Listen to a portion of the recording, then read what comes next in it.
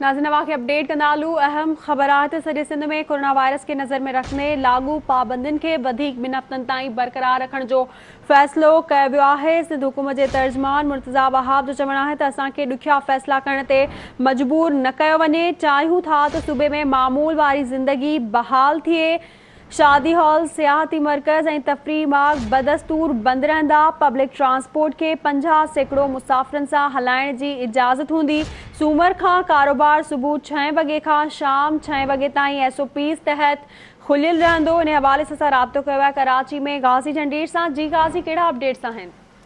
जी बिल्कुल, सिंध हुकूमत के तर्जुमान मुर्तज़ा वहाब कुछ देर पहिरियां कोरंगी वारे इलाइक़े में पहुची काटी जे तरफ़ां हिकु कोरोना जे वैक्सीनेशन सेंटर जो इफ़्तिताह कयो आहे। इन हवाले सां इन तक़रीब के ख़िताब दौरान मुर्तज़ा वहाब जो चवणु हो त कोरोना वबा हिकु हक़ीक़त आहे, सचाई आहे, जंहिंखे क़बूल करणो पवंदो ऐं कोरोना खां बचाव लाइ एहतियाती तदबीरूं ऐं SOPs ते अमल ई वाहिद हल आहे इन समूरे मसइले जो। अॼु मुर्तज़ा वहाब इन तक़रीब के ख़िताब दौरान मुख़्तलिफ़ इशूज़ ते ॻाल्हायो आहे। ख़ासि तौर ते वफ़ाक़ी सरकार ते तनक़ीद कई आहे, पर संदसि फोकस हुयो कोरोना जी वबा जी सिंध में पखेड़ जे हवाले सां ऐं सिंध सरकार जे तरफ़ां कोरोना खां बचाव लाइ जारी कयल SOPs जे हवाले सां।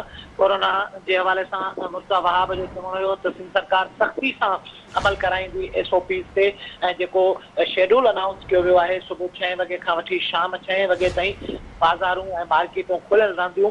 उन खां पोइ मुकमल तौर ते शटर डाउन रहंदो समूरे सूबे में। पब्लिक ट्रांसपोर्ट जेका आहे मुख़्तलिफ़ शहरनि अंदरि उन में 50% यानी 50% मुसाफ़िर वेहारिया वेंदा। हिकु सीट ते मुसाफ़िर हूंदो त ॿी सीट खे ख़ाली रखियो वेंदो।